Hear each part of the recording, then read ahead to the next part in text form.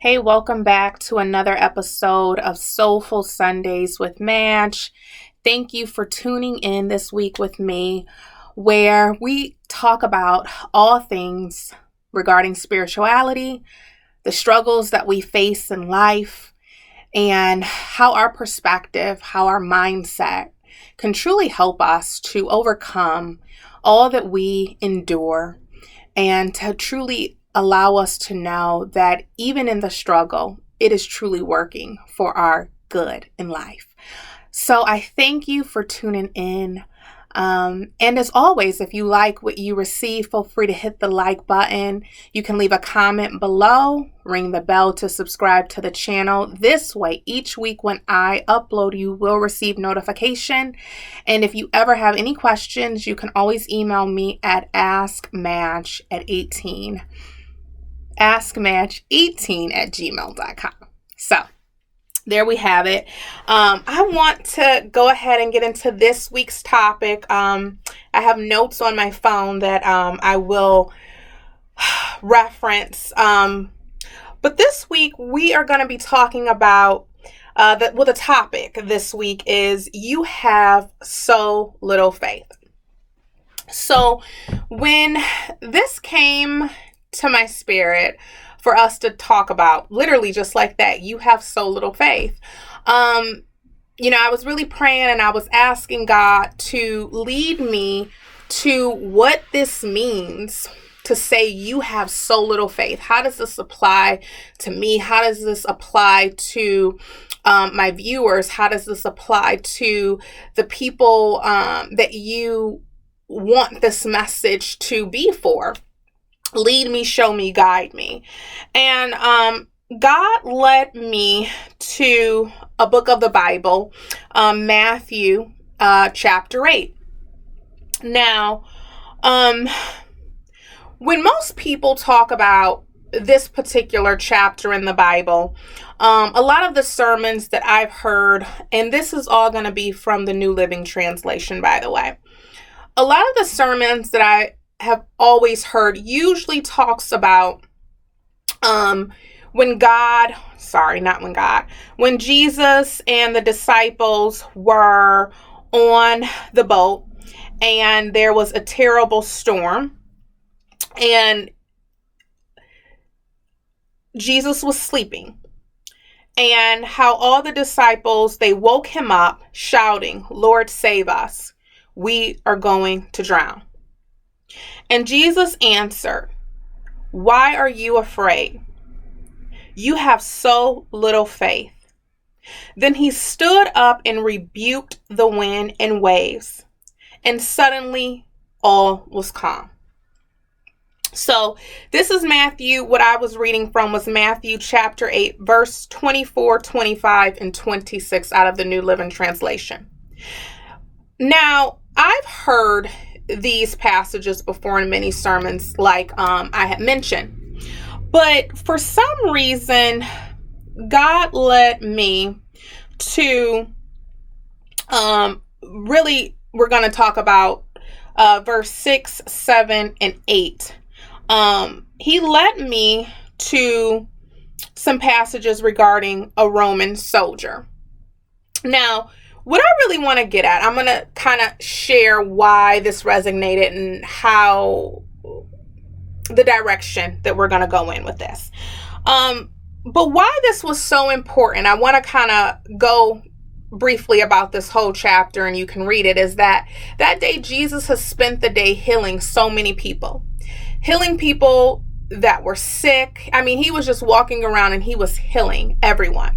And his disciples was with him the whole day when he was healing. And yet and still, they were able to see the power that Jesus had, his healing power and what he could do.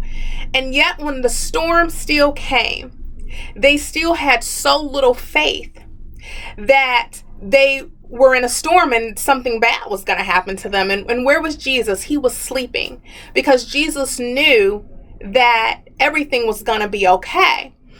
But more importantly, they were with him the whole day. They knew what he was capable of doing. And even still, they were nervous when the storm came.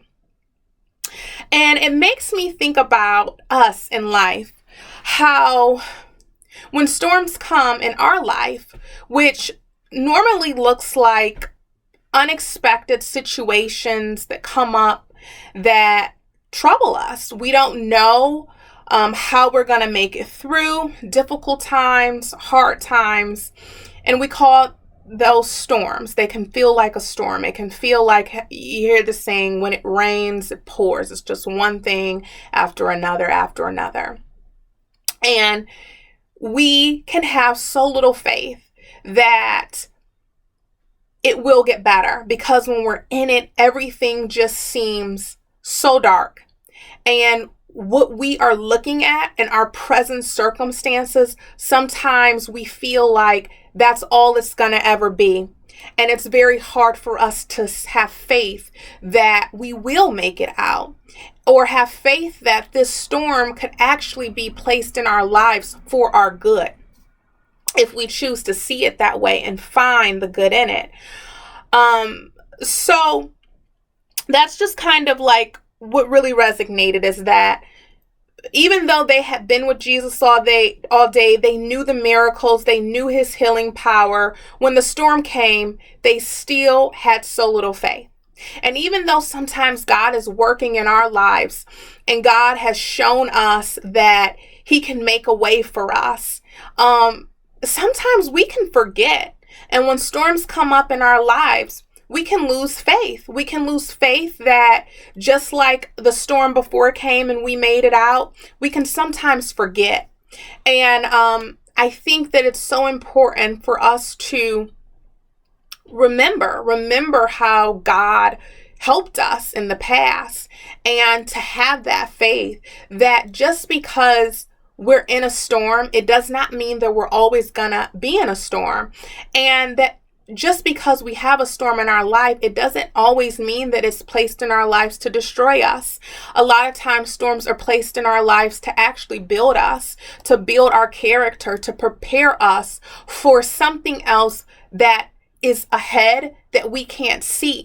So sometimes we have to really just say, I don't understand why this is happening, but I'm going to trust and believe that this is happening because I need this experience. And this experience is going to provide me with something, some substance. It's going to help me build my character. It's going to be for my good. And even if it doesn't always feel like that, we should really get to a point where we have faith in the journey, faith in the process. You know, I often think about when we think about when someone asked us, and ladies, you might understand, what we want to eat. A lot of times we lead with what we don't want versus what we do want. And so that's where I think we can really benefit in life, is even when the storms come, we don't have to recognize it or call it or speak it or give life to the storm is here and let's speak of all the things that we don't want to happen. Let's start saying, this is what I want to come. This is what I want to see from this. This is what I want. This is how life is going to be. I don't know why I'm going through this in this moment, but I'm going to get through it. I have faith that God will make a way. So, to kind of get back to what really stood out to me in Matthew chapter 8 about this Roman soldier. So this Roman soldier, I'm going to read verse 6, 7, and 8. So this is before the storm. So this is part of the day where Jesus had been walking around healing people. And so the Roman officer, he says this to Jesus, Lord, my young servant lies in bed paralyzed and racked with pain. Jesus said, I will come and heal him. Then the officer said, Lord, I am not worthy to have you come into my home. Just say the word from where you are, and my servant will be healed. Then I'm going to skip down to verse 13, and it reads, Then Jesus said to the Roman officer, Go on home. What you have believed has happened."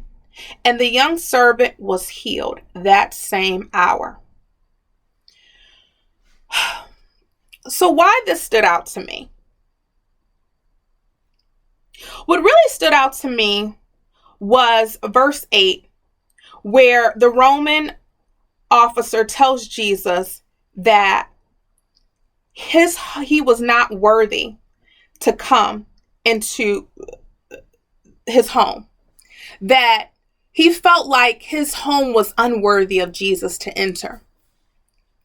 And it made me think about this home, our home. How often we can feel like we have done so wrong in life that we are undeserving of healing in our lives, that we are not deserving of more because maybe we've slept around, maybe we've been cheaters, or maybe we've stole from people, maybe we've talked about people, maybe we've just done some things that weren't right in life. And we feel that just because certain things in our life have led us down a path that we no longer want to be on, that we feel that we are not good enough for good. We're not good enough to be healed. We're not good enough to have faith that we can have more in our lives, and have the faith that we don't have to continue being what we have always known ourselves to be, if that is a way of life that no longer resonates with us, if that is a way of life that we no longer choose to want to be a part of, if we want to choose to live life differently. But we can feel like, who am I to believe that I can be healed and have this wonderful life that I have in my mind, and this vision for, and that I want God to really do some major transformation in my life and to heal me and to prepare me for this. And we can say, no, God won't be able to do it, because look at all the wrong that I've done. Look at how I've treated people. I'm just not worthy of it. But what really stood out is, even though the Roman officer felt like his home was not worthy of Jesus, he still had faith. He still had faith that Jesus could heal his home, heal the servant that was in his home, even from afar. That Jesus could come and meet him where he was and still perform miracles in his life.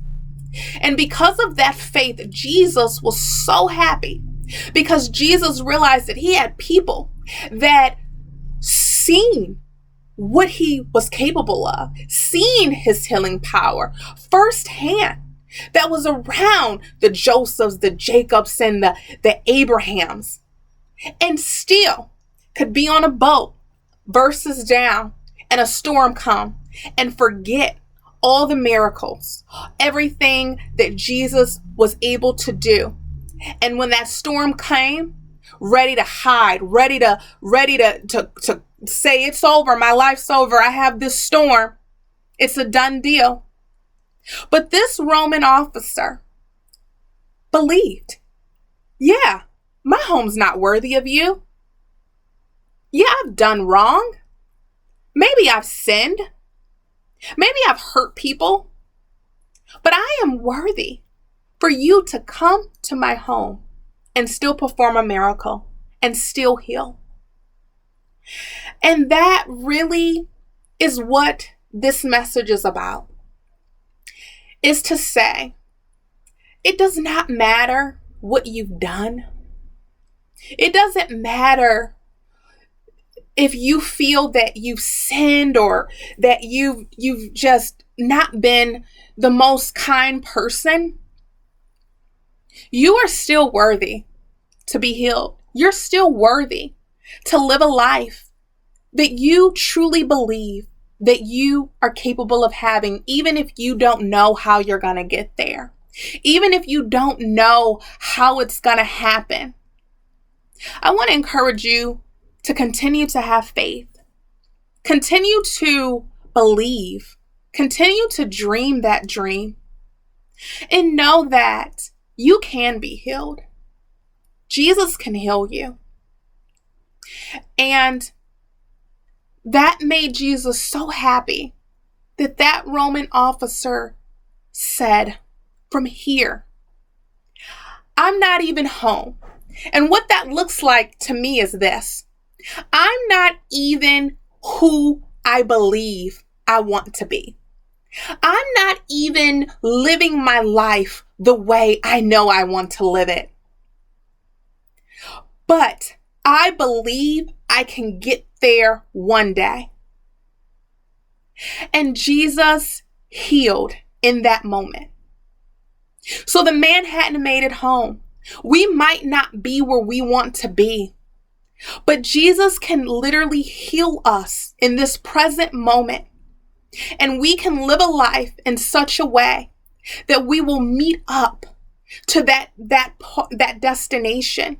We will meet up to that healing power.